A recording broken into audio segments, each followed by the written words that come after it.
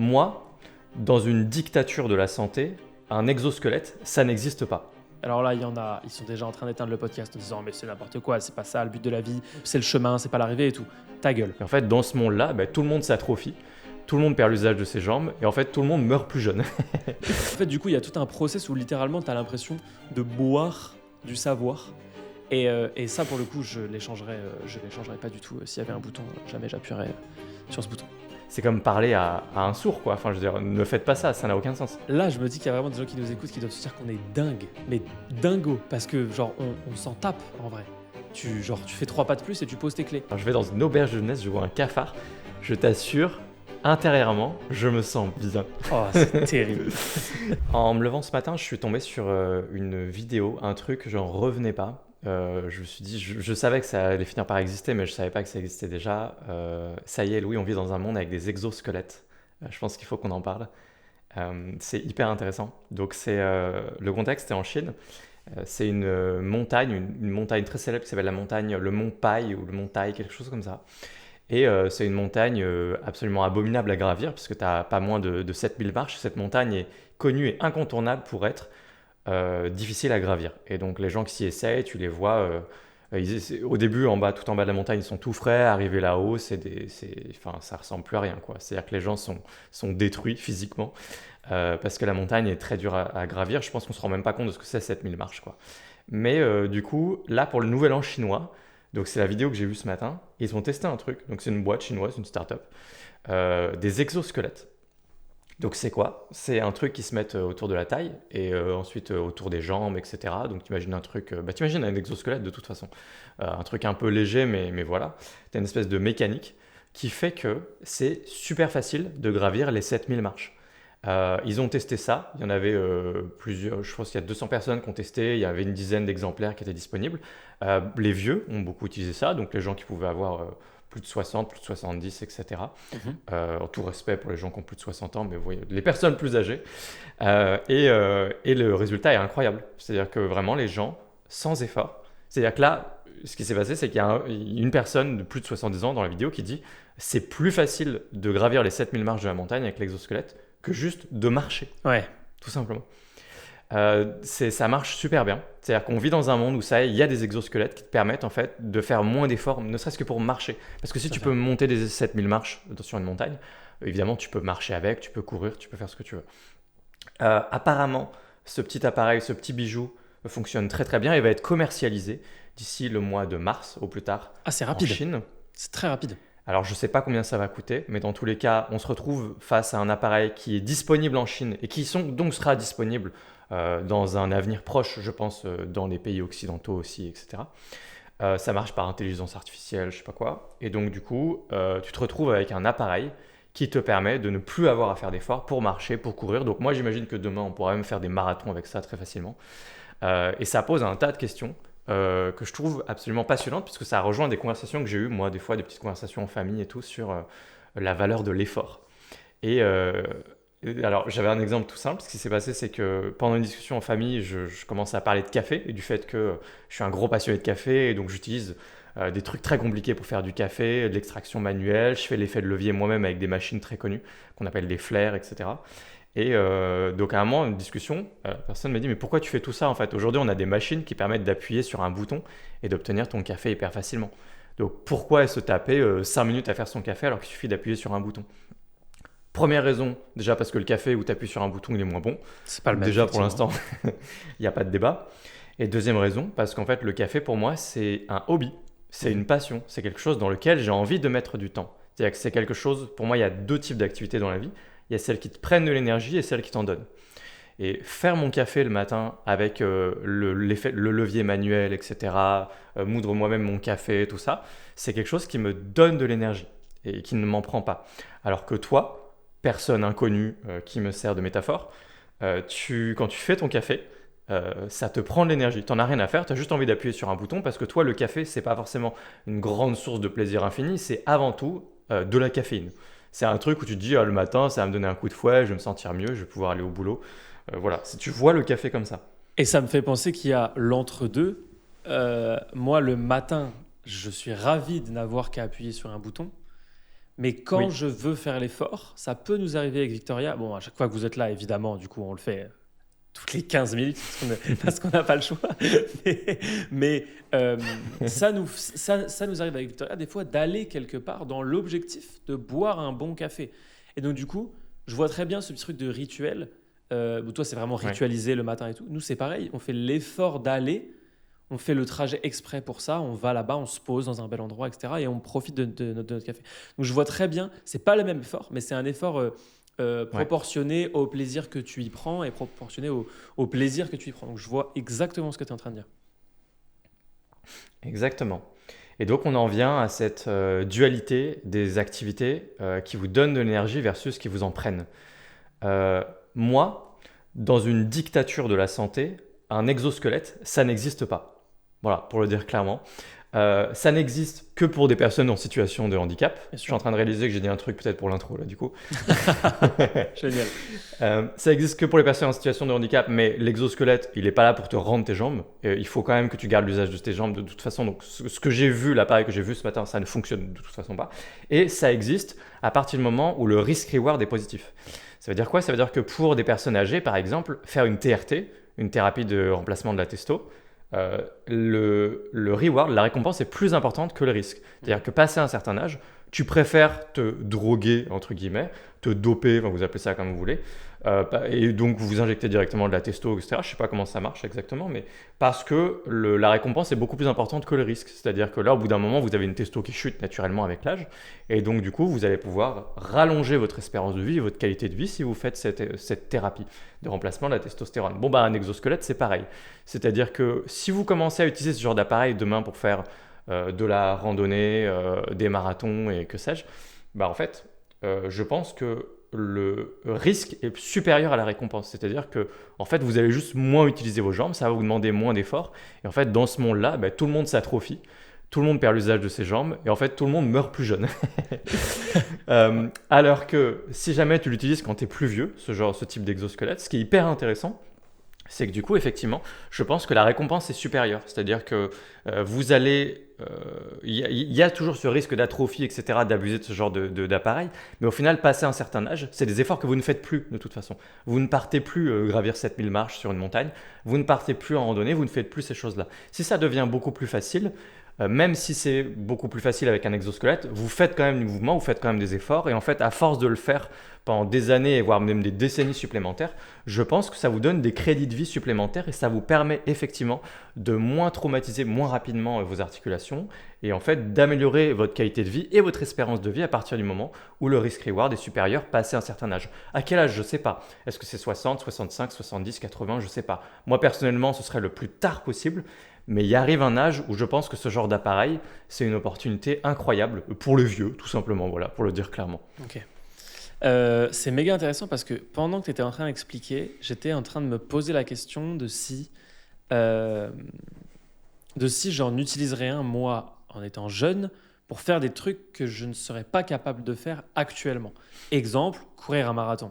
J'ai jamais aimé courir, c'est pas mon truc, j'ai pas envie de faire ça, tu vois. Mais par contre, Mais tu le ferais par amusement. Ce serait pour la découverte d'une expérience d'un marathon avec un exosquelette, exactement, effectivement. exactement. Mais donc Ouais. attends, projette un peu le truc. Est-ce que l'exosquelette n'a pas aussi une énorme utilité dans le fait de pouvoir faire beaucoup plus de choses dans la vie? Je m'explique. Moi, je suis tout le temps un peu en recherche de, OK, comment est-ce que tu fais pour pouvoir faire un maximum de choses sans forcément avoir tout le chemin qui va avec. Alors là, il y en a, ils sont déjà en train d'éteindre le podcast en disant mais c'est n'importe quoi, c'est pas ça le but de la vie, c'est le chemin, c'est pas l'arrivée et tout. Ta gueule. Le but, ça reste quand même, selon moi et dans mon objectif à moi, de faire des trucs. Ok. Donc si tu es tout le temps en train de faire l'arbitrage de alors ça, je peux le faire, mais ça va me prendre tant de temps. Ah, ça, du coup, je vais pas pouvoir le faire à côté. Bah, moi, ça m'emmerde. Moi, ce que j'aime bien, c'est me dire, OK, j'ai une liste de trucs que j'ai envie de faire. Je les fais. Et en fait, certes, peut-être qu'après, pour beaucoup de gens, il y aurait cette espèce d'état de non, mais ça y est, maintenant, t'as tout fait, t'es pas bien et tout. Moi, j'aurais juste envie de faire d'autres trucs, encore et encore et encore. Et ça me va très bien. Ça dépend forcément des personnalités. Moi, ça me convient très bien. Donc là, tout ce que tu m'as décrit, moi, j'ai hyper envie d'utiliser un exosquelette pour aller courir un marathon d'ici 2-3 semaines. J'ai hyper envie d'utiliser un exosquelette pour grimper une montagne que j'aurais été incapable de grimper moi-même actuellement parce qu'il faut beaucoup d'entraînement, etc. Même si, Ok. même si j'en ai la capacité, c'est-à-dire qu'en fait, si je me mets à m'entraîner, je sais que d'ici 1 an et même certainement moins, je peux courir un marathon. Mais j'en ai pas envie. Ça prend beaucoup de temps. J'aime pas tant que ça. C'est pas, tu vois, c'est pas comme si c'était vraiment un truc que je voulais faire, mais que je prenais le chemin facile. Non, non, c'est pas un truc que j'ai vraiment tant envie de faire que ça. Parce que il y a tous ces trucs difficiles avant. Donc si ça peut être plus facile grâce à ça, je pense que j'irai. Donc en fait, il y a cette espèce d'entre-deux de pouvoir cocher plus de cases, vivre plus d'expériences grâce à ça. Tu l'as dit, hein. Voilà, je l'ai dit. Ah ouais. Tu es dans la nuance depuis le début en plus, C'est Louis, vrai. parce que je crois que c'est toi qui as fait la première remarque sur. Il C'est me possible. semble. Je sais plus ce que c'était, j'ai déjà oublié, mais. Oui, oui, je suis d'accord. Alors, j'ai entremêlé deux sujets. Je sais pas si tu as vu. Il y a peut-être des auditeurs qui s'en sont rendus compte. Il y a le sujet purement de la santé et du risk-reward et que c'est plus intéressant quand tu es plus vieux, etc. Parce que moi, je pense qu'en fait, ce qui va se passer, c'est que l'humanité va abuser ce genre de choses. Ouais, bien sûr. Et moi, j'ai pensé aux conséquences, notamment d'atrophie, tu vois. Et en fait, de perte de fonte musculaire aussi, parce que la plupart des efforts du quotidien, il y a des gens qui vont abuser de ce genre d'appareil. Mais bon, c'est normal, il y a toujours des gens qui font absolument tout. C'est peut-être pas le seul sujet. Et l'autre sujet que j'ai entremêlé, c'était le sujet de qu'est-ce qui vous donne de l'énergie, qu'est-ce qui vous en prend, etc. Parce qu'au bout d'un moment, il y aura quand même une perte de sens dans les choses que tu fais, tu vois. C'est valoriser l'effort au final. C'est pour ça que j'ai pris l'exemple du café. Donc moi, effectivement, je ne vois pas d'intérêt. Enfin si, je vois l'intérêt, du coup tu me l'as décrit, c'est assez clair. Mais moi, personnellement, je ne voudrais pas courir un marathon avec un appareil comme ça. Parce que je valorise l'effort et que je valorise le fait d'une quête. Une quête héroïque, une quête de sens, une quête de je suis capable de faire un marathon. Je n'aime pas l'histoire que je me raconte à moi-même du fait que mon premier marathon sera un marathon avec un exosquelette.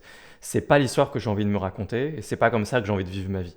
Et donc moi, ça me dérange. Si c'est pour aller faire des trucs de ouf qui auraient été totalement inaccessibles et inenvisageables pour moi dans ma vie, d'utiliser un exosquelette, là, ça peut m'intéresser. Donc j'ai pas d'exemple précis en tête. Je suppose que peut-être qu'il y aurait, je sais pas moi, un ultra trail de 800 km. Non, mais je sais pas exactement en fait. C'est pas forcément des efforts physiques parce que moi, pour l'effort physique, j'aime ça et je pense que le corps en a besoin. Et je pense que le corps a besoin d'en chier pour être en bonne santé et pour vivre plus longtemps. Donc l'exosquelette, ça ne m'intéresse pas. Mais je pense qu'au final, là, l'exosquelette va arriver sur le marché, c'est quelque chose de nouveau. Et donc les gens vont avoir la même réaction que toi. Il va y avoir cette première phase un peu d'euphorie, de découverte en fait, du produit, de comment ça marche, et les gens vont vouloir tester, etc. Passé ce stade-là, je ne sais pas exactement ce qui va se passer. Est-ce que les gens vont vraiment en abuser? Tout le monde va en avoir un et les gens vont...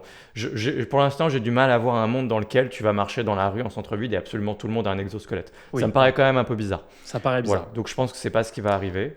Et du coup, là, on verra à ce moment-là ce qui se passe. Si les gens en abusent pas, moi je trouve que du coup, il y a peut-être plus de bénéfices que de risques globalement à avoir ce genre d'appareil sur le marché. Bah, le problème, c'est que ça risque de ressembler au Mais bout il d'un faut moment. éduquer les gens par contre. Faut Juste de comprendre évidemment en fait. éduquer. Ah oui, Ouais. quand est-ce que c'est mieux, etc. Il y aura sûrement de magnifiques formations, évidemment. Mais le vrai sujet, c'est que ça risque de ressembler exactement à ce qu'il y a actuellement, notamment aux États-Unis, avec les espèces de gros sièges là. Les sièges, enfin je dis gros sièges, les sièges sont pas si gros en l'occurrence, mais les gens dessus en général si. C'est-à-dire qu'à la base, c'est fait pour des gens qui ont des vrais problèmes, qui peuvent pas marcher et tout. Et en fait, maintenant, il y en a à l'entrée des supermarchés. Donc, tu arrives, tu sors de ta voiture, tu te laisses tomber dans ton truc électrique et tu fais tes courses avec ça. Et en fait, là, effectivement, ça pose problème. L'idée de base, elle est très bien. Et en fait, maintenant, il y a plein de gens qui ont ça, qui n'en auraient pas eu besoin à la base et qui, vu qu'ils l'utilisent trop, en ont besoin maintenant. Ça, c'est une externalité négative. Mais en fait, moi, ces gens-là, je m'en tape un peu, quoi. Genre, je sais que ça m'arrivera jamais. Pour la première raison, qui est que l'effort physique, j'aime aussi beaucoup ça, le sport de manière générale, mais juste pas tous. Genre, en gros, courir par exemple, pas du tout. Je n'en ressens aucun plaisir. Ça ne me fait pas du Mais bien. du coup, quel intérêt t'aurais à aller faire un marathon avec un exosquelette? Bah parce que ça fait partie des trucs à cocher. En fait, c'est juste que ça vient ouvrir le champ des possibles. Quand je dis ça fait partie des trucs à cocher, je veux pas dire qu'il y a une liste de trucs à absolument faire dans la vie sinon t'es une merde, mais je veux dire que ça t'ouvre le champ des possibles sur des trucs où tu te dis ah bah c'est quand même vachement sympa de se dire que je peux faire ça. Alors après, effectivement, ça dépend dans quelle mesure. C'est simple, c'est-à-dire que si ça ne te demande, si ça te demande moins d'efforts que de marcher 42 km, bah non, du coup. Parce que là, c'est vraiment que ça sert plus à rien. Moi, je te parle juste d'un truc où tu passes de 6 mois de prépa à 1, tu vois. Bah là, du coup, ça me semble plus intéressant juste dans l'objectif de pouvoir faire plus de choses dans sa vie. Parce qu'en fait, sinon, on ne peut pas tout faire. Et même au-delà de pas tout faire, on ne peut pas faire grand-chose si on fait une longue liste de tout ce qui serait possible de faire, tu vois. Du coup, je le vois comme quelque chose qui t'augmente le nombre de possibilités, y compris dans les trucs que tu n'aurais pas envisagé de base. Toi, je sais que tu envisages de courir un marathon dans ta vie. Donc forcément, ça ne te donne pas envie. Moi, je ne l'envisage pas du tout. Du coup, ça me donne envie parce que ça m'ouvre un truc que je n'envisage pas. Mais le problème, c'est que les gens vont aller vers le truc du le supermarché. seul effet qui peut m'inquiéter, c'est l'effet honeypot finalement, l'effet pot de miel. Pour ceux qui ne savent pas ce que c'est qu'un honeypot, on met des serveurs en place sur Internet qu'on rend volontairement très vulnérables dans le but d'avoir des attaques, des milliers d'attaques en permanence sur ce serveur pour pouvoir les analyser en fait, regarder leur signature, qu'est-ce qu'ils font, etc. C'est ce qu'on appelle un honeypot. Ça a aussi d'autres significations sur Internet. Mais l'effet honeypot d'un exosquelette, c'est j'aime pas l'effort, donc j'en aurais pas fait, mais du coup je vais me diriger automatiquement vers un exosquelette en me disant bah du coup comme ça je fais des efforts. Ouais.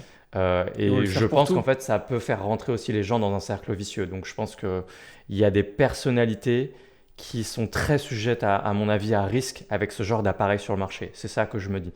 Les gens qui ne sont automatiquement pas prônes à l'effort et qui peut-être manquent de cette éducation de l'effort est absolument nécessaire et vital pour le bien-être de votre corps et de votre espérance de vie et de votre énergie au quotidien. J'ai peur de l'effet honeypot en fait sur un appareil comme ça. Mais il va y avoir l'euphorie du moment et tout le monde va tester. Je serai le premier à aller tester un appareil comme ça. Je serai trop curieux de toute façon d'aller voir comment ça marche. Et au final, moi, vraiment ce qui s'est passé, c'est que j'ai juste découvert en fait que ça allait arriver sur le marché possiblement ces prochains mois, quoi. Parce que si tu as un appareil qui est mis sur le marché en Chine maintenant, bon bah, c'est une question de mois avant qu'on ait ça aussi en France, en Europe, aux États-Unis, etc. Et puis, ça me fait penser à un autre truc, c'est que dans le domaine de ceux qui font les choses déjà, qui sont déjà dans le top 1% des différents sujets, les exosquelettes, ça permet en fait aussi de niveler par le haut et d'avoir des gens qui font des trucs de plus en plus incroyables. Parce qu'en fait, actuellement, le record de marathon, c'est 2 heures. 2 heures et quelques, 2 heures et 1 ou 2 minutes, je crois. Ouais. Mais en fait, il se passe quoi si ce mec qui a fait le marathon en 2 heures, tu lui mets un exosquelette? Ouais, je trouve ça aucun intérêt. Bah attends, bah alors, je suis pas d'accord. Parce qu'en fait, il va peut-être le faire méga vite. Mais en fait, si tu le mets à quelqu'un d'autre aussi, en fait, c'est que tout est d'un coup beaucoup plus impressionnant. On va tout faire beaucoup plus vite. Ok, c'est une ligue différente. Ouais, je comprends. Ah oui, c'est une ligue complètement différente. Mais je ouais, viens. Ouais. Non, si, c'est rigolo. C'est comme de voir des combats de robots, de boxe de robots ou des trucs comme ça. Quoi. Enfin, je viens d'imaginer du foot. Moi, j'aime pas le foot, je regarde pas le foot. Si tu me mets du foot où ils ont des exosquelettes, je regarde tous les matchs. Parce que si ça tire vraiment. Enfin, tu vois, c'est tous les trucs qu'on imaginait quand on était petit et qu'on regardait à la télé, tu vois. Totalement. Dans les dessins animés et tout. Et en fait, du coup, ça me donne quand même pas mal envie de me dire, il se passe quoi si le top 1%, tu lui donnes accès aux meilleurs trucs les plus quali possibles? Parce qu'eux, ils vont continuer à faire des efforts de malade. Et donc, ça peut niveler par le haut et faire que tout le monde est un peu meilleur. Et du coup, bah, en fait, il faut juste continuer à faire plus. Ça me fait penser à un autre truc, c'est que j'avais vu il n'y a pas très longtemps qu'il y a des exosquelettes qui servent à littéralement augmenter ce genre de choses. C'est ça qui m'a fait penser au foot et au sport de manière générale. Et notamment pour la musique. Parce que pour les guitaristes, par exemple, il y a toute une histoire de fatigue des mains, des muscles, des bras, des doigts. Et en fait, cette fatigue, elle ne fait pas juste qu'au bout d'un moment, tu es fatigué et qu'il faut juste plus travailler tes doigts. Elle fait aussi que littéralement, il y a des trucs qui ne sont pas faisables. Il y a des rapidités d'accords, il y a des trucs qui ne sont pas faisables par l'humain actuellement. J'avais vu qu'il y a des exosquelettes de doigts pour les pianistes qui permettent d'aller encore plus vite et du coup de débloquer des trucs que l'humanité n'avait pas débloqués jusque-là. Et ça, moi, ça me fait rêver parce que tu te dis, mais ça va permettre de s'entraîner à jouer plus rapidement, d'améliorer genre la dextérité, la technique. Ils vont pouvoir aller sur des trucs encore plus précis. Et ça, même si c'est hyper précis, hyper niche, hein, juste globalement, je trouve que ça nivelle par le haut. On tend vers le haut, on tend vers le mieux, vers le meilleur. Et ça, c'est stylé. Bah, en fait, je suis d'accord avec toi sur. Là, il y a l'enfant qui est en moi et qui se dit, ouais, c'est hyper excitant en fait ce qui se passe. Et je pense qu'en fait, j'ai juste pas confiance dans l'intelligence collective. C'est Ah con, hein, bah mais ça j'ai c'est confiance dans terrible. les individus Ah oui, bien sûr. et pas dans le collectif. C'est-à-dire que je pense que les individus éduqués et conscients de ce qui se passe vont juste profiter en fait de ces nouveaux produits, de ces nouveaux systèmes, d'exosquelettes ou d'autres choses plus tard. Mais en fait, toi et moi, bah, on est éduqués. Donc, on sait qu'on connaît la valeur de l'effort, on sait ce qu'il faut faire pour être en bonne santé. On comprend en fait que dans la vie, bah, voilà, il y a des choses où tu te dis, je veux gagner du temps là, mais je veux en perdre ici parce qu'en fait, c'est le sens que je donne à ma vie, etc. Et en fait, on se pose toutes ces questions. Le podcast existe, etc. Je n'ai pas confiance dans les foules. J'ai Ah jamais non. confiance dans les foules. Ah non, il y a Et pas, je hein. pense que ça va devenir n'importe quoi. Ah oui. Et donc, je pense que les gens, globalement, vont collectivement se poser finalement moins de questions et juste essayer d'adopter les trucs qui vont le plus possible dans le sens de plus de facilité, plus de confort, etc. Et après, à la fin, les gens ils se posent la question, ils se disent oh, mais je comprends plus, plus rien n'a de sens, ma vie n'a plus aucun sens, l'intelligence artificielle va remplacer mon travail, j'ai plus besoin de faire aucun effort pour gravir une montagne ou faire un marathon. Et après, les gens se posent des questions de bah, mais en fait, c'est de votre faute. Ce que je veux dire, c'est que au final, à partir du moment où on se pose toutes ces questions, je pense que c'est important d'adopter une certaine éthique dans la vie et de se construire des principes, des valeurs et de comprendre bah, cette notion que je disais au début de qu'est-ce qui vous donne de l'énergie, qu'est-ce qui vous en prend, qu'est-ce que vous valorisez dans la vie, qu'est-ce qui est important, pas important. C'est intéressant par exemple de se poser la question de toi, aujourd'hui, est-ce qu'il y a des trucs, est-ce que tu arrives à faire la distinction entre ce qui te donne l'énergie et ce qui t'en prend dans ton quotidien et les trucs que tu serais ravi d'automatiser, déléguer, standardiser, ne pas faire tout simplement, versus les trucs sur lesquels tu veux prendre du temps. Donc moi je te donnais l'exemple du café. Ou moi, dans un monde où il y a un café absolument parfait et tu appuies sur un bouton, je le fais quand même pas. Parce que moi, je veux le rituel de faire mon café à la main, etc. Je veux la sueur dans le café, tu vois. Mais toi, est-ce que par exemple, la cuisine, c'est un truc évident? Tu vois, la cuisine, c'est un truc où il y a plein de gens, des gens comme moi, où je veux appuyer sur un bouton Hmm. pour manger le mieux possible, etc. Et je n'ai pas envie de faire l'effort de cuisiner. Il y a des gens, tu peux pas leur dire ça. Parce Ouais. que c'est un truc qui est au cœur de leur vie, ils adorent cuisiner, ils adorent progresser, et il faut surtout pas leur retirer ça. Va pas dire à ces personnes-là, mais non, mais à quoi ça sert? Il y a des robots qui cuisinent, on s'en fout, appuie sur un bouton, il y a des cuiseurs, machin. Enfin, je veux dire, vraiment, c'est comme parler à un sourd, quoi. Enfin, je veux dire, ne faites pas ça, ça n'a aucun sens. Donc, est-ce qu'il y a des trucs comme ça dans ta vie, toi, assez évidents, où tu te dis, ça, j'ai envie de passer du temps et j'ai envie de mettre des efforts là-dedans?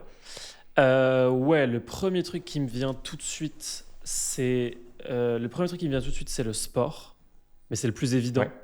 Ouais. Donc je vais pas m'étendre dessus. Le deuxième truc, c'est, je pense, et je l'expérimente depuis 2-3 semaines. Enfin, non, je l'expérimente depuis beaucoup plus longtemps que ça en réalité, mais je le réexpérimente fortement depuis 2-3 semaines. C'est l'écriture.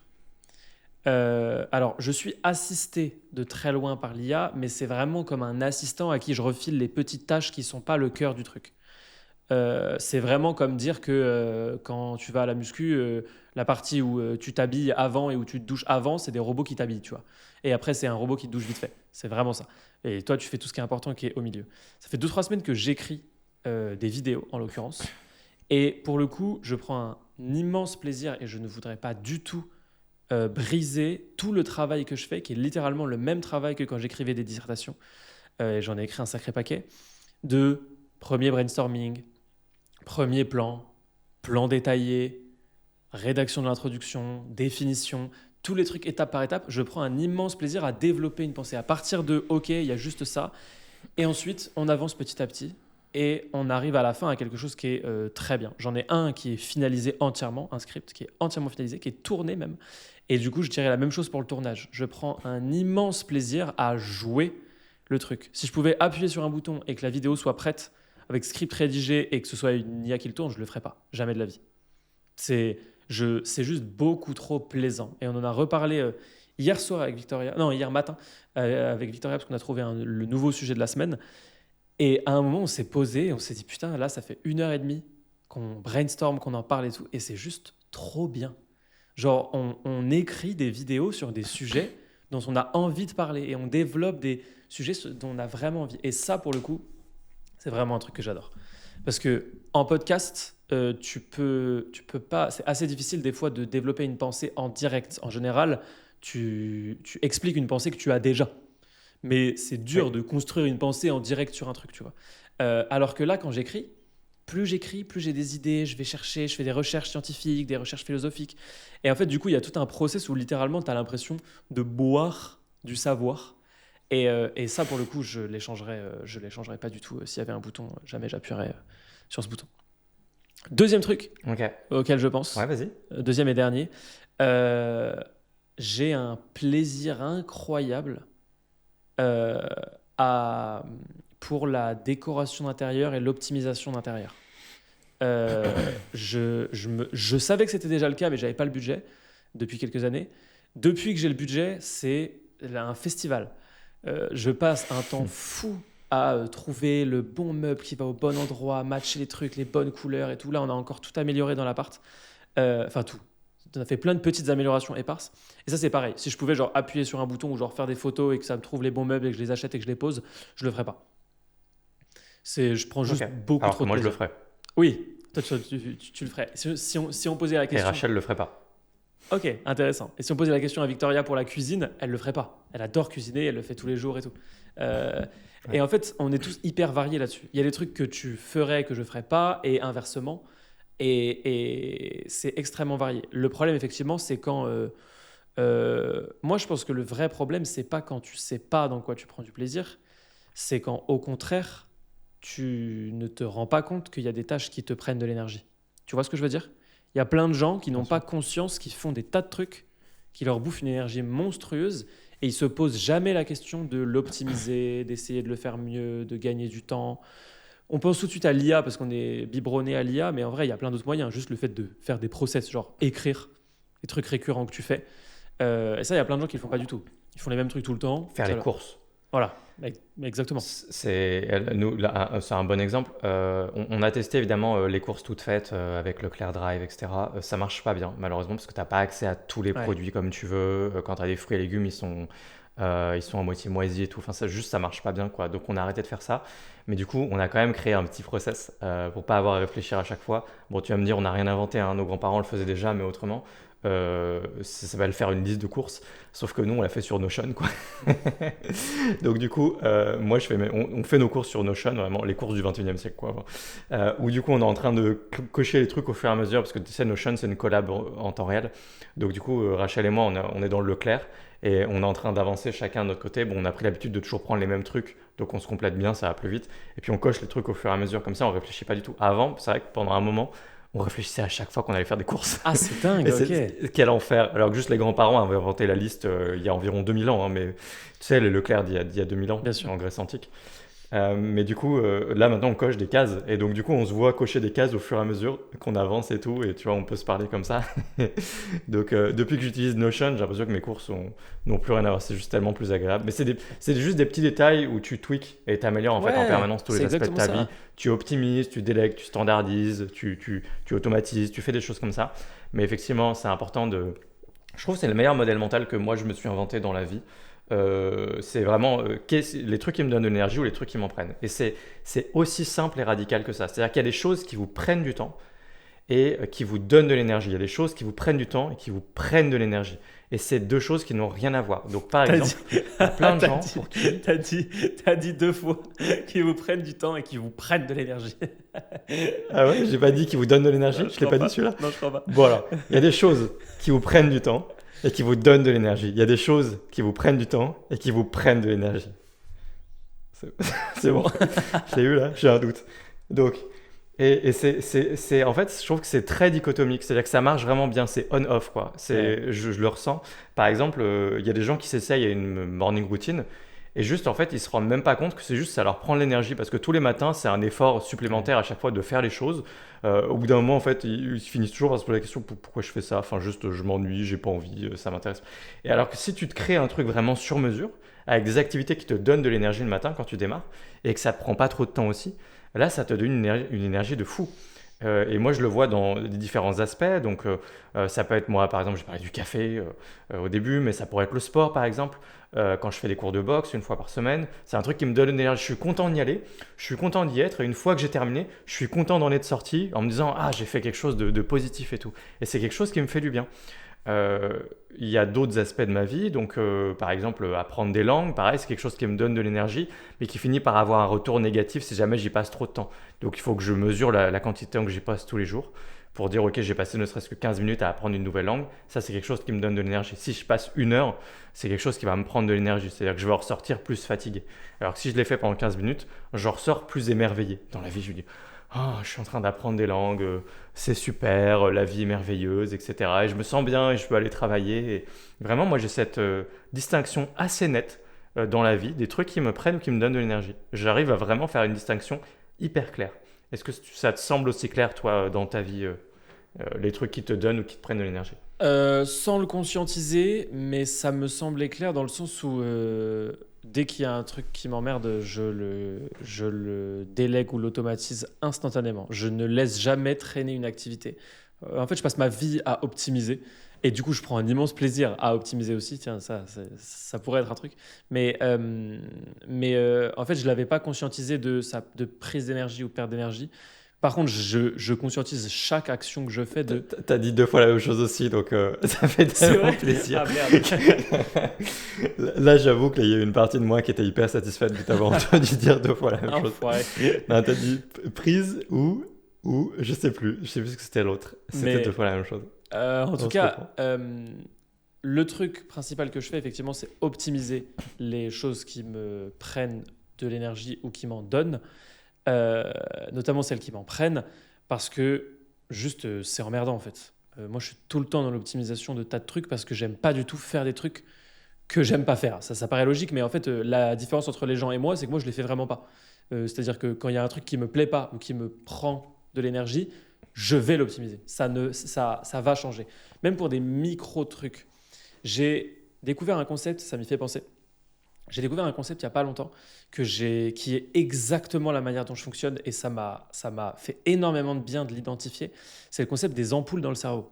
C'est que il se passe des trucs dans ta vie qui vont t'allumer des ampoules dans le cerveau. Et si tu les éteins pas, bon alors après on pourrait tirer la corde jusqu'à des concepts comme charge mentale et tout, c'est juste que tu deviens fou en fait. Moi, au bout d'un moment, je me suis rendu compte que j'avais tellement d'ampoules allumées, tellement de trucs à faire que je m'étais déjà dit, que je n'avais pas fait, qu'en fait, je devenais dingue. C'est-à-dire que tu te mets à rajouter des trucs, tu oublies les trucs d'avant, tu repasses dessus, enfin, ça rend fou. Et en fait, il y a plusieurs manières de changer ça. La première, c'est évidemment de les noter. C'est évidemment de les mettre sur papier, soit dans une liste. Donc si c'est des trucs pro, c'est vraiment indispensable de les noter. Genre. Ça a un nom, ça s'appelle l'effet Zeigarnik, Ok. si je le dis correctement, il me semble. Zeigarnik. Voilà.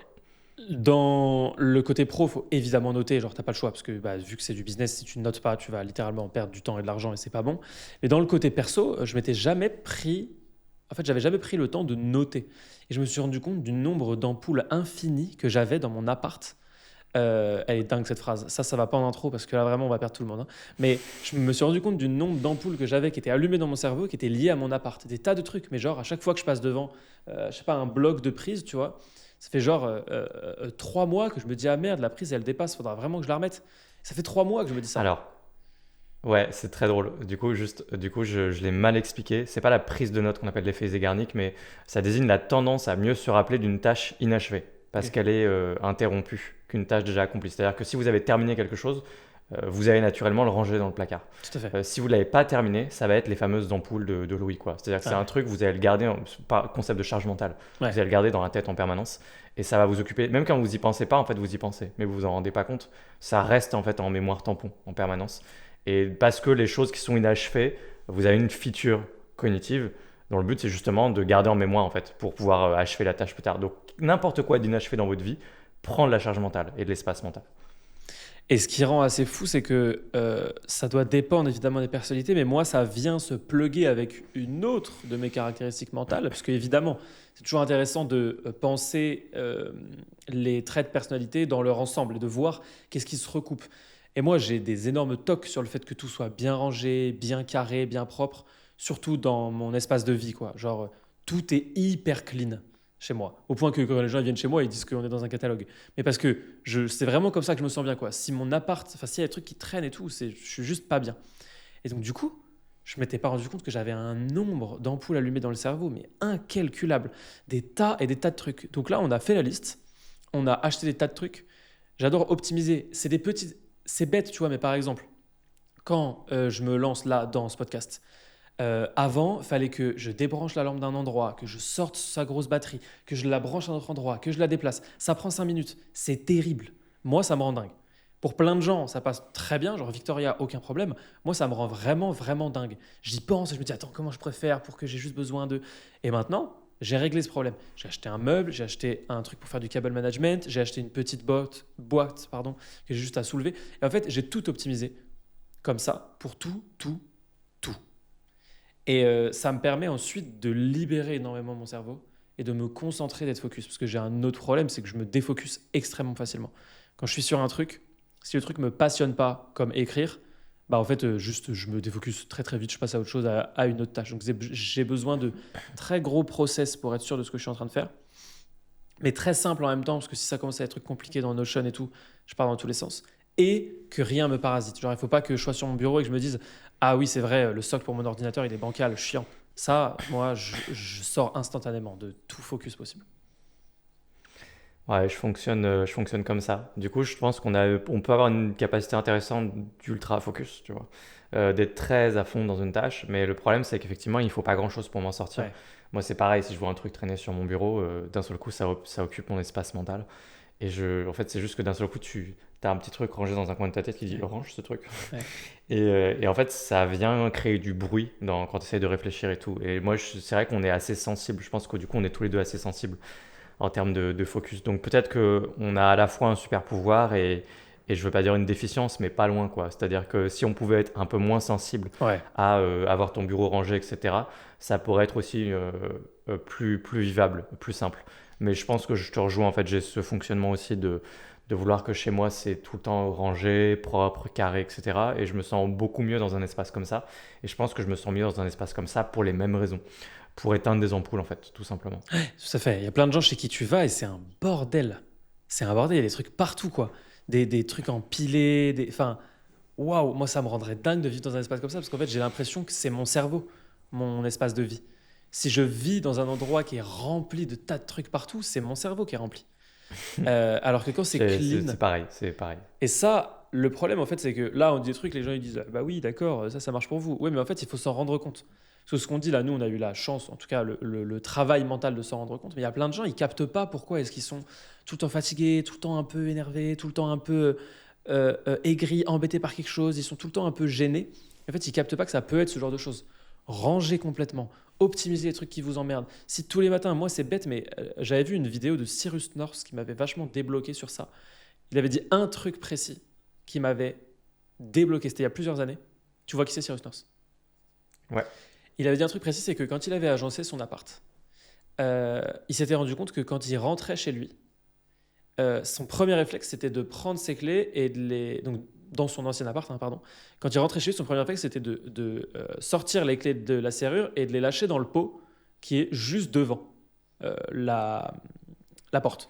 Et en fait, quand il a changé d'appart, quand il a déménagé, il n'y avait plus de pot parce qu'il n'y avait pas la place de mettre un meuble dans son entrée. Et donc, du coup, quand il rentrait chez lui, il sortait ses clés et il buguait en fait.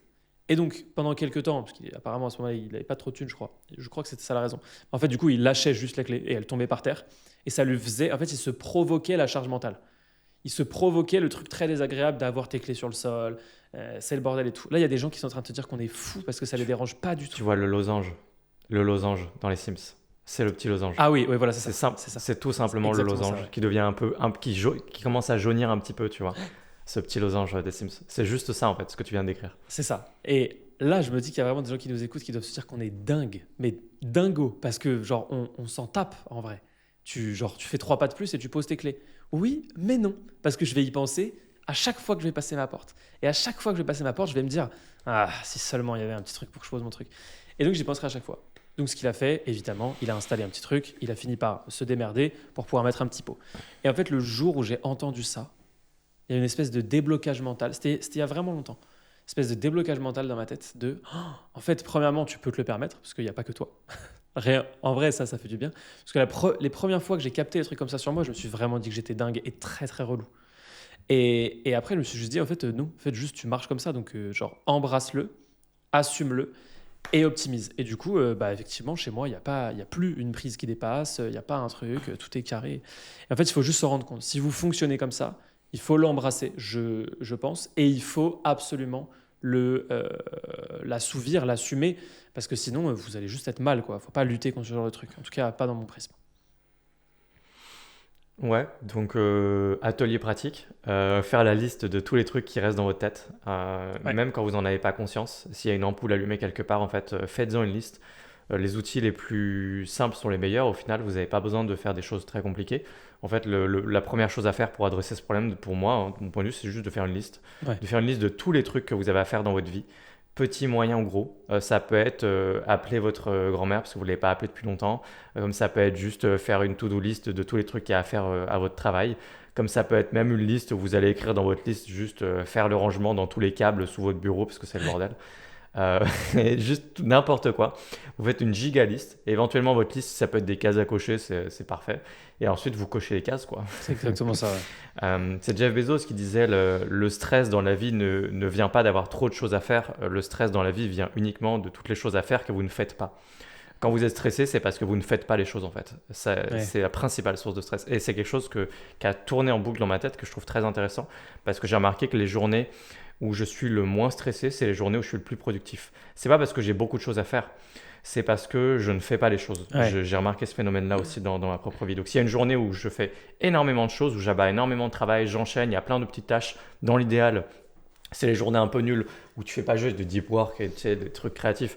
C'est des journées où normalement tu dois vraiment faire plein de trucs, faire un virement, répondre à Micheline, etc. Faire plein de trucs comme ça.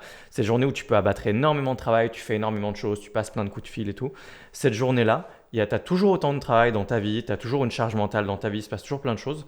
Mais le fait d'avoir été très productif, je trouve que du coup, moi, ça me retire du stress. Ouais. Parce que je ressens que je suis juste en train de faire les choses. Et moi, je trouve que plus on est dans l'action, plus on est dans le mouvement dans la vie, et mieux on se sent. Moins on est dans la réflexion, l'intellectualisation, plus on est dans l'action, plus on est dans le mouvement, plus on fait ce qu'on a à faire, et moins on est stressé. Et moi, je trouve que du coup, une bonne façon de faire beaucoup de choses dans la vie, c'est d'avoir beaucoup de choses à faire, d'avoir beaucoup de projets, d'assumer, d'avoir vraiment plein de choses, parce que je pense que les gens qui font le plus de choses dans la vie sont aussi les gens qui remplissent le plus leur vie de choses, de projets de vie professionnels, personnels. Juste soyez généreux, soyez ambitieux. Et Genre ensuite, des marathons avec un la exosquelette. seule façon de vous sentir bien, c'est de faire les choses, c'est de ne pas les repousser. Et c'est là où vous allez en fait avoir une vie bien remplie, beaucoup de projets, beaucoup d'activités, beaucoup d'objectifs de cases à cocher. Et en même temps, vous n'allez pas forcément vous sentir très stressé. Et vous allez vous sentir à 5 coups d'avance dans votre vie, quoi. Vous allez vous sentir bien, tout simplement. Ouais, carrément. Ça, c'est sûr que et ça me fait même penser, ouais, c'est plus que. En fait, c'est des enjeux de productivité générale, quoi. C'est même un peu l'inverse. En général, c'est les gens les plus frustrés. C'est toujours les gens qui se disent qu'ils n'ont pas le temps, qu'il n'y a pas assez de temps dans une journée, etc. En fait, en général, c'est que le cerveau est plein, en fait. Il y a plein de trucs à faire qui ne sont pas abattus. Et c'est un super pouvoir, hein, selon moi, les gens qui ne sont pas touchés par ça. Parce qu'il y en a qui ne sont pas touchés par ça. Ouais. Victoria, en l'occurrence, n'est pas du tout touchée par ça. Elle peut entamer des trucs, ne pas les terminer et les oublier. Sans que ce soit problématique évidemment, mais genre ça ne l'embête pas, quoi. C'est-à-dire que ça ne lui prend pas de charge mentale. Alors d'autres trucs lui prennent des charges mentales, l'organisation de plein de choses et tout. Mais il y a des gens qui ont ce super pouvoir. Écoutez, tant mieux pour vous. Juste ayez conscience que les gens autour de vous ne l'ont pas tous. Et du coup, si vous avez un conjoint, une conjointe, si vous avez, je sais pas, des gens autour de vous, faites gaffe. Et je me demande à quoi ça ressemble avec un enfant, tu vois. Parce que parce qu'à mon avis, c'est moins marrant. En vrai, c'est alors dans une mesure qui représente un demi pour cent, donc 0,5 sur 100 de, de ce que ça peut ressembler. Avec un chien, ça ajoute quand même déjà pas mal de trucs. D'un coup, tu as beaucoup plus de trucs, tu vois. En fait, tu es obligé de lâcher un peu du mou. Tu es obligé de lâcher un peu des trucs. Et on en revient à des notions de contrôle, hein. Mais tu es obligé de lâcher un peu des trucs. Avec un enfant, tu es obligé de lâcher, à mon avis, un sacré paquet de trucs. Et du coup, il y a forcément une évolution. C'est ce qui fait partie aussi de la grande évolution des grandes étapes de la vie. On devient des personnes différentes. Peut-être juste pour terminer sur le concept de charge mentale, ça me fait penser à ce podcast. Vous savez, donc ce qui prend, ce qui donne de l'énergie. Il faut se méfier aussi des faux semblants. Il y a toujours un temps d'activation des choses. Il y a toujours l'effort initial. Et il faut en tenir compte. Moi, c'est ce qui m'est arrivé notamment avec les cours de boxe. C'était des cours de MMA qui sont transformés en cours de boxe. C'est quelque chose qui au début avait tendance quand même à me prendre de l'énergie plus qu'à m'en donner. Où j'y pensais régulièrement, où je me dis tiens, ça me prend quasiment une demi-journée, etc. C'est quelque chose qui me restait toujours dans un coin de ma tête. C'était assez embêtant. Et puis en fait, petit à petit, j'ai senti que ça allait être une activité qui allait me donner plus d'énergie que de m'en prendre si je me focalisais plus sur la boxe, notamment, pour des raisons notamment aussi logistiques et plein de petites raisons. Et en fait, petit à petit, au fur et à mesure, à force de me mettre dedans, au bout de plusieurs cours, je prenais plus de plaisir. Normal, en fait, j'avais passé la barrière initiale. Et il s'est passé la même chose avec le podcast qu'on fait là actuellement avec Louis. C'est-à-dire qu'au début, je vous avoue que c'est quelque chose qui avait plus tendance à me prendre de l'énergie qu'à m'en donner. J'y pensais en permanence et j'ai pensé très souvent à arrêter le podcast en me disant et si je me retirais ça de la tête et j'y pensais plus parce que c'est pas quelque chose d'important, etc. Et au fil du temps, et en particulier là en plus depuis la reprise, c'est juste que du plaisir pour moi. Et j'avoue que ça s'est vraiment transformé en activité qui me donne de l'énergie. Ça s'est transformé en quelque chose de très complémentaire avec le reste de ce que je fais sur Internet. Ça s'est transformé en juste un moment de plaisir à partager avec Louis et avec vous tous. On a réussi en plus pas mal à automatiser, à travailler. Donc on a un monteur, on a quelqu'un pour les miniatures, on a tout ça. Donc ça roule pas mal. Et finalement, j'ai transformé cette activité. Il y a un moment où clairement c'était absolument un truc qui me prenait de l'énergie et dont j'hésitais à me débarrasser. Et il y a eu des discussions, il y a eu hésitation et tout. Et finalement, on l'a gardé et c'est devenu vraiment une activité qui me ressource, qui m'apporte quelque chose dans mes semaines. Et j'ai pas l'impression que ça me prenne de l'énergie par rapport au reste de mon travail. Donc voilà, il y a un moment où juste les choses elles sont pas évidentes et des fois aussi il faut juste insister un petit peu quoi. Ouais, je suis tout à fait d'accord. Et surtout, ce qu'on a fait là où on a. Parce que c'est plus dur quand t'es deux que quand t'es seul, mais parce qu'il y a juste plus de chances que d'un côté ou de l'autre, soit ça s'arrête, soit ça progresse. Mais je ressens exactement la même chose que toi. Et en fait, c'est parce que c'était pas le podcast en soi qui était une charge mentale pour moi. C'était les conditions du podcast. C'était la manière dont on l'exécutait. L'horaire étant quand même un des top points pour moi, vu qu'on a 2 à 3 heures de décalage en fonction des moments de l'année. Moi, le fait de le faire le soir, après mes heures de taf, en fait, du coup, j'avais vraiment l'impression que le mardi soir, j'étais pris parce que les conditions aussi, mon bureau, là où j'étais, c'était pas top. Ça allait pas. L'environnement quoi. L'environnement général. Et en fait, les conditions m'allaient pas, mais j'avais pas capté que c'était ça. J'avais juste l'impression que le podcast, je me disais oui, bon, je sais pas si on va continuer, parce que c'est vrai que ça prend de l'énergie et tout. Et en fait, le fait d'avoir modifié les conditions fait que maintenant, effectivement, c'est complètement un plaisir. En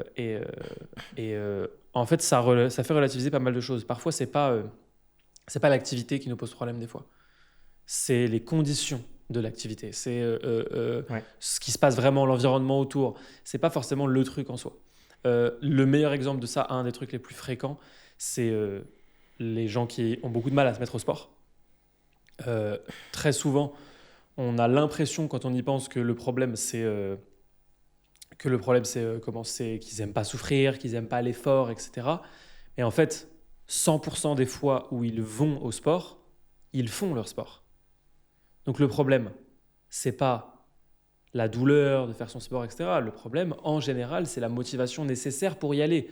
C'est parce qu'en fait, souvent, c'est assez laborieux d'y aller, c'est relou. Même quand c'est chez soi, en général, c'est pas optimisé, t'as pas tous les haltères qu'il faut et tout. Bon, ça me rendait dingue, tu vois. Une fois, j'ai fait un truc chez moi, mais en fait, j'ai vite arrêté. Parce que moi, j'ai besoin d'avoir tous les haltères possibles pour que ce soit facile, pas envie de me prendre la tête à charger, décharger. Ça rajoute de la friction. Et en fait, souvent, si vraiment tu optimises au max, c'est ce qui se passe notamment ici, pour la majorité des gens, il y a plein de gens qui sont ici, avec lesquels j'en ai déjà parlé, qui font du sport parce que la salle de sport, elle est à 15 étages, elle est à une portée d'ascenseur en fait. Donc forcément, d'un coup, en fait, c'est beaucoup plus facile.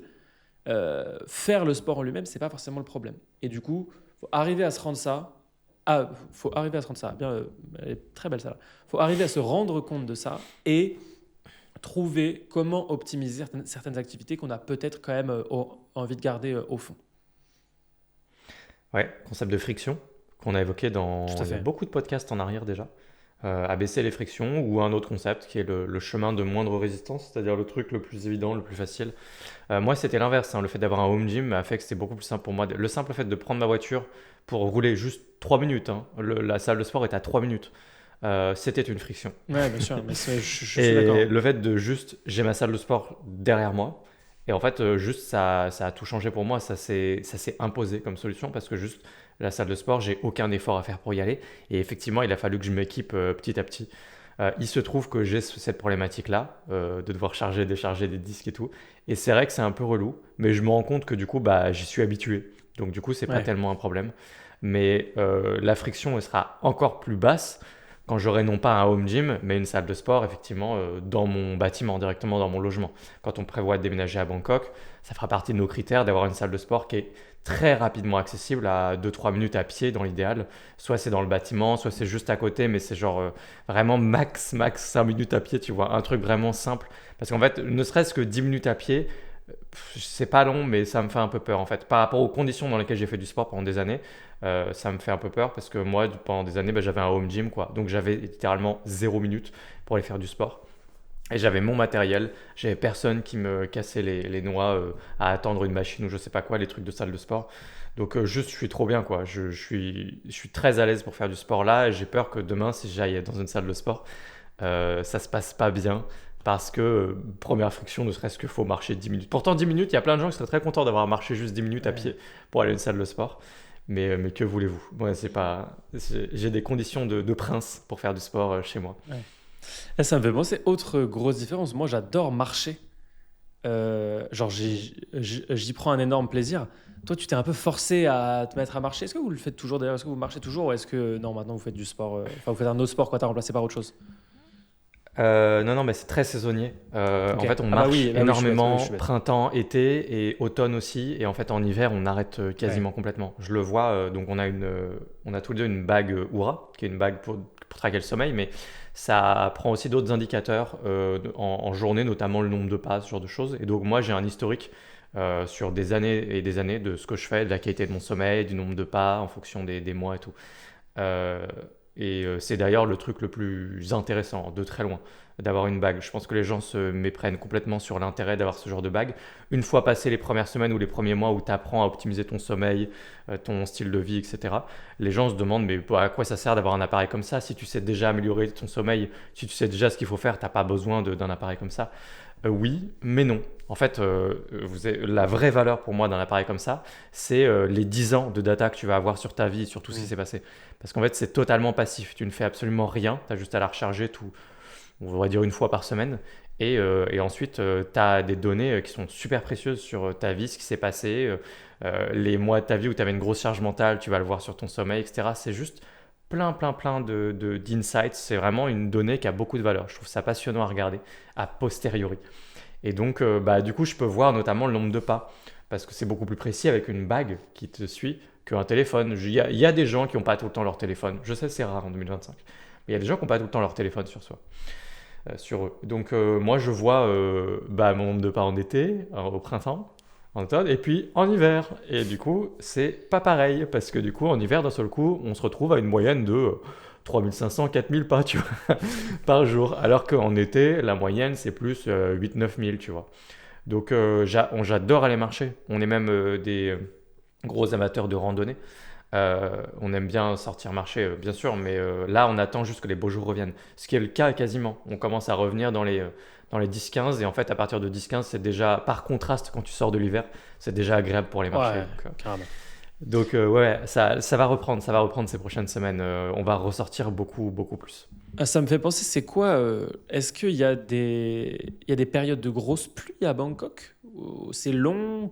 Quand Ouais, ça se passe? Est-ce que c'est mousson. genre. Ouais, c'est non-stop pendant 2 mois? Ou est-ce que c'est à l'intérieur d'une même journée, il peut pleuvoir beaucoup et s'arrêter? C'est quoi le climat? Ouais, c'est ça, il peut pleuvoir beaucoup. Bah, on verra, on y sera confronté quand on sera sur place pendant vraiment plusieurs mois et tout. Mais effectivement, ça dure un moment et pendant des semaines et des semaines, tu vas avoir des grosses pluies en permanence. Et c'est vraiment des pluies qui sont fat, quoi. Hmm. C'est-à-dire que c'est la méga averse de la mort et ça peut durer longtemps. C'est pas forcément un crachat, des fois ça peut vraiment s'éterniser. Ça peut durer longtemps. Tu peux te retrouver avec des rues, des fois qui sont un peu inondées, avec beaucoup d'eau et tout. Enfin, moi, ça m'amusait beaucoup quand on était en voyage. Mais des fois, c'est pas toujours drôle parce que ça te casse un peu dans tes plans. Parce qu'évidemment, moi, je regardais jamais en fonction des saisons s'il fallait aller à tel ou tel moment. En Thaïlande, je regardais juste pas si c'était la mousson, pas la mousson. Je regarde jamais la météo, je pense jamais à ces trucs-là. Mais effectivement, on s'en accommode bien, moi je trouve. Donc oui, oui, grosse pluie, forte pluie. Et je sais plus quelle période de l'année c'est. Je crois que c'est vers la rentrée peut-être, je crois, septembre, octobre. J'ai un doute, j'ai un doute. Je saurais pas te dire parce que je n'y habite pas encore. Repose-moi la question dans un an. J'y penserai. J'essaierai d'y penser. Bah t'as Mm. pas de mousson à Bangkok, à Dubaï du coup. Non, il n'y a pas de mousson. Il pleut, il a pleuvioté ces derniers jours, mais vraiment, c'est de la petite pluie, hein. Entre mi-mai et octobre, la mousson, ça me paraît gros comme c'est ce que je lis là. Ça me paraît long. Alexis annule ses billets Oui. pour aller à Bangkok. Alexis annule Non, non, ses mais billets après mi-mai, avoir ça lu. remonte à longtemps. T'as pas, enfin voilà. C'est long. Après, c'est pas tous les jours, hein, c'est pas tous les jours. Ok. Mais Oui, c'est pas c'est que t'as des, non-stop. t'as des méga averses des fois, effectivement, des fois souvent même du coup, pendant un moment en particulier, pendant quelques semaines quoi. Ok. Ouais, je vois. Ouais, quelque chose à prendre en compte. Non, non, effectivement, ici, il y a pas de. Enfin, il pleut très peu, un tout petit peu, et c'est jamais très dérangeant. Ça empêche personne de faire quoi que ce soit. C'est Je plutôt. sais qu'on a un rapport différent aux saisons, parce que toi, Ouais. tu fuis volontiers le froid, l'hiver et tout, ce qui n'est pas mon cas. Mais bon, j'avoue que partir vivre à Bangkok, je suis pas mécontent d'avoir plus d'ensoleillement, plus de chaleur toute l'année. Je pense que ça va changer ma garde-robe, et pas qu'un peu. Sûrement. Je pense que je vais pas porter les mêmes vêtements, je pense que... Bon, on verra comment ça se passe. Mais il y a effectivement une mousson, mais il fait jamais froid par contre. Il fait froid dans le nord de la Thaïlande. Et il fait tout le temps chaud, sinon le reste de la Thaïlande, il fait à peu près tout le temps chaud. Je crois pas que ça descende à 20 degrés par exemple. J'ai pas souvenir que ça descende à 20 ou à 18. Non, il fait tout le temps très bon. Ça ressemble à Dubaï, mais c'est moins sec. C'est assez sec la chaleur à Dubaï, il me semble. L'hiver, oui. L'été, non, par contre. L'été, c'est très humide. Ah oui, tu m'avais raconté, effectivement, je me rappelle. C'est des niveaux d'humidité qui sont. C'est étouffant, quoi. Genre, les pires qu'on ait eu, c'est des 85-90% où tu as de la buée sur toutes tes fenêtres et tout. Mais ça, c'est 2 mois dans l'année, quoi, à peu près. C'est pas, euh, c'est Ok. pas tout le temps. Bah ouais, les saisons sont différentes. Il y a plein de petites choses qui sont différentes après. Comme les saisons, la météo, le climat est différent. Déjà beaucoup d'humidité tout le temps en Thaïlande, toute l'année, hein. Ce qui fait que par exemple, si jamais en France, tu es quelqu'un qui a la peau sèche souvent, tu dois souvent mettre de la crème ou des choses comme ça, bah ça disparaît Ah en ouais. Thaïlande. Alors, je pense que c'est toujours bien de mettre de la crème, je dis pas le contraire, mais sur le principe, t'as pas la peau sèche en permanence. Donc, ça peut être un peu mon cas ou ma compagne, par exemple. Et c'est vrai qu'on a juste pas la même peau en Thaïlande. On est un peu plus tranquille. On est aussi un peu plus moite tout le temps, hein, on va pas se mentir. Mais on Forcément. a, on est un peu plus tranquille. Ouais, c'est. Ça, ou autre chose qui change, les allergies par exemple. En France, c'est une plaie, évidemment, c'est un fléau pour tout le monde. Ah ouais. Ça disparaît. Ouais, complètement. Quand tu pars en Asie comme ça, en Thaïlande, je sais que là, moi, depuis juste 2 ans maintenant, j'ai des allergies. J'en avais pas avant, ça s'est apparu subitement. Et bah, moi, quand on partira en Thaïlande, je sais que ça, je vais pouvoir m'en débarrasser. Donc ça, je suis pas mécontent. Ouais, ça, c'est. Ça, moi, ça a toujours été un sacré truc. Les gens rigolent en disant que je suis fait pour vivre dans le béton et les pots d'échappement. Mais en fait, c'est juste vrai, quoi. J'ai énormément d'allergies qui me créent notamment de l'asthme. Et quand Mm. j'habitais à la campagne, enfin, tu vois, il y avait facilement de l'asthme une fois toutes les 2 semaines. Là, ça fait bientôt 1 an qu'on est là. Dans un mois, ça fera 1 an. Ça fait déjà 11 mois, waouh. Ça fait 11 mois qu'on est là. J'ai eu besoin. Enfin, j'ai été mal 2 fois, quoi, globalement. Et pour des trucs externes, c'est-à-dire j'étais malade. Et en plus, j'ai eu de l'asthme. Donc, ça, effectivement, ça change la vie. C'est un prisme que les gens n'ont pas du tout. Sur plein d'autres trucs d'ailleurs, mais les gens n'ont pas du tout ce prisme aussi de. Bah, souvent parce qu'ils peuvent pas trop bouger, mais le prisme de se dire, en fait, oui, en hiver, je suis vraiment triste, ou je suis pas bien, je sens que je suis moins bien, j'aime pas l'hiver à l'approche et tout. En fait, les gens captent pas qu'en allant ailleurs, ce genre de choses, ça disparaît. Alors après, c'est un calcul de coût et d'opportunité, quoi. Est-ce que le coût est tellement élevé que ça nécessite de déménager? S'il y a que ça, pas sûr quand même. Mais figure-toi qu'il s'est passé un truc de malade la semaine dernière.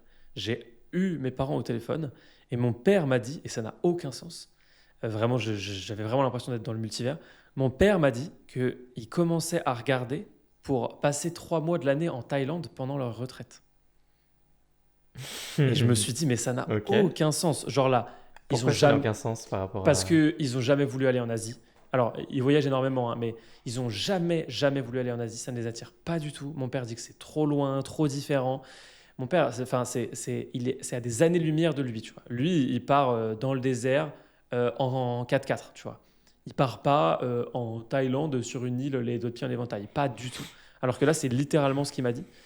Euh, et en fait, c'est juste que en venant ici à Dubaï, quand on lui a fait notre résumé de quand on est allé en Corée, et tous les trucs comme ça, en fait, je sais pas, ça l'a ouvert.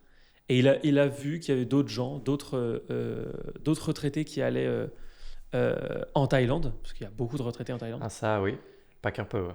Et du coup, ça lui a donné envie de se dire 3 mois par an, parce qu'il déteste l'hiver pour le coup, il est aussi atteint que moi par le froid, la pluie et tout.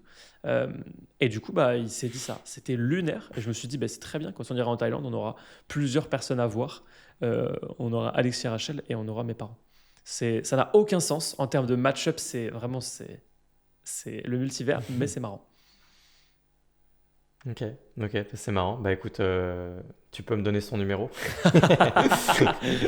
On fera des apéros ensemble. Bien sûr. Ça m'a fait penser à un autre truc. On a enfin pris nos billets pour New York. Alors les gens n'ont pas le contexte sans doute du coup. Tu vas Oui, pouvoir on part en expliquer, vacances à New je York. crois pas que t'en aies parlé. Je crois pas que j'en ai parlé. Non, je suis allé à New York il y a un peu plus d'1 an pour la première fois, en novembre 2023. J'y ai passé 8 jours et j'ai eu un coup de cœur, un vrai coup de cœur. J'avais jamais eu un coup de cœur comme ça pour un endroit, à part la Grèce. Mais la Grèce, ça fait tellement longtemps que j'y vais que le coup de cœur s'est créé au fur et à mesure. Là, vraiment, New York, j'ai eu un coup de cœur bien plus que pour Dubaï. Bien plus. Il y a énormément de choses que j'adore à Dubaï. Je préfère vivre à Dubaï que vivre à New York pour mon quotidien, ça c'est sûr. Mais avec New York, il y a vraiment eu un truc presque passionnel, quoi. Je peux passer des jours entiers à juste marcher dans la rue, regarder, interagir avec les gens, parce que ça n'a rien à voir avec chez nous. Les gens interagissent, les gens sont ravis. Et en fait, je voulais y retourner avec Victoria, et on a enfin pris nos billets dans des conditions très différentes, forcément, puisque la dernière fois, j'avais moins d'argent, littéralement.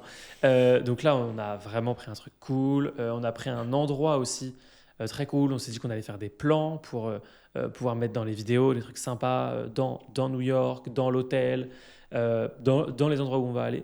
Et je suis ravi de commencer à toucher du doigt ce que tu as, toi, beaucoup expérimenté, qui est en fait le voyage fréquent. Alors, c'est des voyages qui n'ont rien à voir. On ne voyage pas du tout de la même manière, en tout cas jusqu'à maintenant. Mais je suis en train d'expérimenter le voyage fréquent et c'est vrai que ça change quand même vraiment la vie.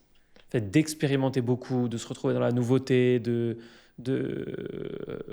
littéralement aussi d'avoir le cerveau pris par autre chose que du boulot. C'est quand même une expérience assez ouf de pouvoir voyager fréquemment dans des endroits différents. Et ça ne nécessite pas forcément beaucoup d'argent. Toi, quand tu l'as fait, tu n'avais pas un rond. Effectivement. Oui. C'était donc Louis qui fait référence à des voyages de routard il y a plusieurs années, effectivement, où j'en ai fait beaucoup. Et effectivement, on pouvait dire en quelque sorte que je n'avais pas un rond.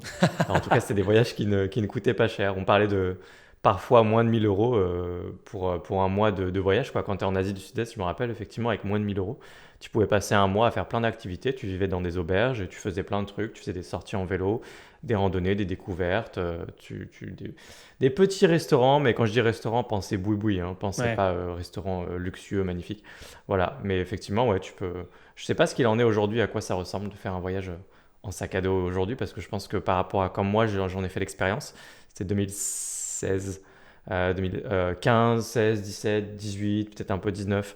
Mais voilà, là, on est quand même en 2025. Donc, j'imagine que ça ne coûte plus que 12 000 euros, par exemple, pour faire un tour du monde en sac à dos. Je pense que maintenant, il faut quand même peut-être un peu plus de côté, si on est réaliste. Mais je pense que ça se fait toujours encore très bien, les voyages en sac à dos, que tu n'as pas eu la chance d'expérimenter, Louis. Tu as manqué ça. Ni la chance, ni l'envie. Dieu merci. Ouais. Dieu m'en garde, bien sûr. Non, mais non, ouais, ça n'a jamais été mon truc. Moi, j'aime bien être bien installé dans l'avion et bien installé à l'hôtel. Moi aussi, du coup, maintenant, Oui. mais il y a ce petit côté Madeleine de Proust qui fait Je me que doute. même en étant milliardaire, je prendrais certainement beaucoup de plaisir de temps en temps à passer dans une auberge J'ai pas prévu d'être milliardaire, hein, par ailleurs. Oui. Mais à passer dans une auberge de jeunesse, bon, pas dans un dortoir, hein, faut pas déconner quand même. Ouais. Mais à prendre une petite chambre avec fan, comment on dit un fan? Vous voyez, j'ai des expressions du coup, enfin, le ventilateur Ouais, quoi. un ventilo, ouais. Ouais, le truc qui fait du vent quoi. Ouais. With fan, bedroom with fan, à 10 balles. Et quand je dis balles, c'était 10 dollars. Et le dollar, il était faible hein, à l'époque, Ouais. il y avait pas encore Trump. Donc c'était 10 dollars, donc en gros c'était, moi je sais pas, 7,50 €, enfin c'était rien du tout. Et ensuite la nuit, tu avais les petits cafards qui passaient sur ton lit et tout, c'était quel plaisir. Et aujourd'hui, si je revois un, même un cafard, je vais dans une auberge de jeunesse, je vois un cafard, je t'assure, intérieurement, je me sens bien. Oh, c'est terrible. Juste, mais non, mais parce que je pense que j'ai beaucoup d'affection pour les cafards, Louis. Allez, encore un moment pour le début du podcast. Du coup. Attends. Bon, bref. Non, mais j'ai beaucoup d'affection pour les cafards parce que je sais pas, ça me rappelle tellement de souvenirs de tous ces moments passés dans des auberges de jeunesse que du coup, quand je les vois, je vois juste des petites bêtes, quoi. Enfin, j'ai pas l'impression, je me dis pas, ah, c'est sale et tout. Bon, je dis pas non plus que je les prends dans ma main et que je leur fais des bisous, mais juste, je les vois passer, quoi, et ça m'amuse. Après, s'il y a 50 cafards dans la pièce, je suis Oui, peut-être pas très bien à sûr. l'aise, mais, mais si j'en vois un passer, ça m'amuse. Après, c'est parce que je veux y passer une nuit. J'ai pas dit non plus que je voulais y passer la semaine et tout. Enfin, la vérité, c'est que je me suis de plus en plus habitué à plus de confort et si je vais dans une auberge maintenant, c'est pour Avant, j'avais pas le choix d'aller dans une auberge, alors que maintenant, c'est pour l'expérience d'une auberge. C'est comme vraiment se payer des vacances Club Med exprès ou un truc que tu vas exprès. C'est ça l'expérience. L'expérience, Ouais. c'est je vais dans une auberge de jeunesse. Ça en dit long quand même sur le chemin parcouru, hein, parce Oui. que le fait de prendre ça comme une activité, une attraction touristique, le fait d'aller dans une auberge, bon, il s'est passé quelque chose dans ma vie, quoi, Oui. clairement. Petite évolution. Petite évolution. Donc voilà. Mais par contre, ouais, je serais très triste de jamais retourner dans une auberge de jeunesse dans ma vie. Il y a une vibe particulière, il y a le petit bruit des cafards, il y a tout ça. Et quel plaisir de pouvoir dormir pour vraiment pas cher et de faire des rencontres. Et je sais pas, et l'absence de confort, l'eau froide dans les douches, même quand j'en parle, je me dis, mais c'est ridicule. Merci. Le petit filet d'eau nul, tu sais, qui sort du pommeau de douche, t'as presque pas d'eau et elle est froide et tu vois un cafard passer. Généralement, il passe la nuit, hein, il passe pas en journée et tout, t'es tranquille. Et les murs en béton et le lit avec un matelas trop dur, etc. Mais quel bonheur, quel pied. Rien que d'en parler, j'ai des frémissements. Tu viens de décrire l'amour pour les cellules de prison, littéralement. Mais ça m'a fait... Ceci conclut merveilleusement bien, je trouve, le podcast. Qu'est-ce que tu en dis? Tu voulais conclure autrement? Tout à fait. Ça m'a fait penser en dernier détail qu'en fait j'ai un peu vécu tout ça, mais beaucoup plus tôt. Ouais.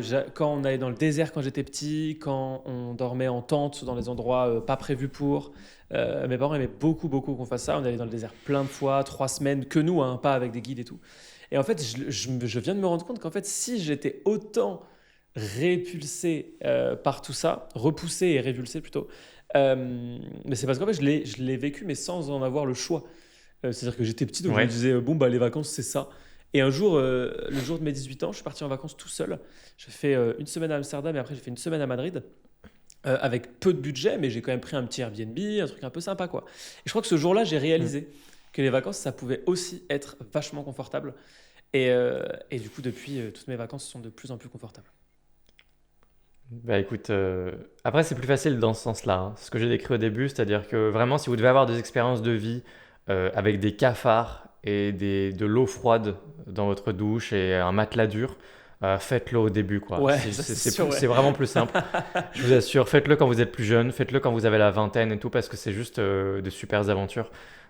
Si vous le faites dans l'autre sens, ça va pas marcher quoi. Juste si vous commencez à vouloir voyager un peu plus à l'aise, plus de confort et tout, plus tard dans votre vie, même passé la trentaine et tout, je suis sûr que vous aurez vite pas envie en fait de faire ce genre d'expérience. Vous direz mais pourquoi faire? Moi j'ai créé du coup de l'affect par rapport à tout ça, donc c'est pour ça que je peux le refaire. Je peux le refaire parce qu'en fait ça me rappelle des bons souvenirs. Premier degré, ça me rappelle de bons souvenirs. Et du coup, il y a cet aspect émotionnel qui fait que je pourrais facilement aller dans une auberge. Si j'avais pas vécu tout ça, il n'y aurait pas d'émotionnel là-dedans. Juste, j'irais pas dans une auberge. J'aurais pas envie de dormir au milieu des cafards. Et c'est bien normal. Donc voilà, faites-le plutôt dans cet ordre-là. Si vous êtes encore jeune et tout, si vous y pensez, faites des petites expériences de vie, de voyage en sac à dos, trucs un peu route, dans des auberges et tout. Faites-le le plus tôt possible, ça marche beaucoup mieux. Plus on vieillit et moins on est prône à faire ce genre de choses. Oui, tout à fait. Et moi, la vieillesse est venue vite, visiblement, puisque ça a commencé tôt. Ça s'est vite décalé. Ben oui, tu es déjà trop, c'est ça, c'est la barbe et tout ça, quoi. Sur ce, bon bah merci à tous de nous avoir écoutés jusque-là. Et si vous nous avez écoutés jusque-là, c'est sans doute que vous nous avez déjà laissé une évaluation sur les plateformes de podcast.